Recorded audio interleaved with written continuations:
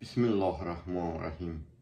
Sual olunur ki, Allah şeytanı niye yaradı? Ben bu suala bir cümle ile, Allah'ın izniyle cevap vereceğim. Eğer bizler özümüzü Müslüman sayırıqsa, Allah'a iman getirmişiksə, Allah'ın yolladığı Muhammed sallallahu aleyhi ve aleyhi ve sellemi Xatəm Peyğəmbər kimi qəbul ediriksə və Allah tərəfindən Peyğəmbərimizə nazil etdiyi müqəddəs Quran-ı Kərimi qəbul ediriksə, onda müqəddəs Quran-ı Kərimdə belə bir ayə var.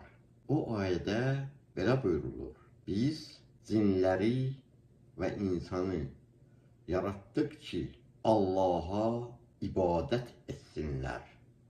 Azizlerim, cin ve insan nefsani varlık olduğu için seçim etmek ihtiyarları var. Şeytan da cin tayfasından olduğu için onun da seçim etme ihtiyarı var.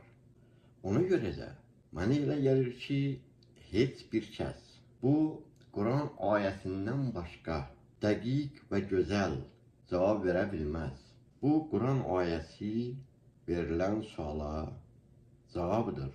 Allah her birinizden razı olsun. Ben bu hakta bir 10-12 dakikalık geniş şekilde de bir video hazırlayıp sizin ihtiyarınıza vereceğim.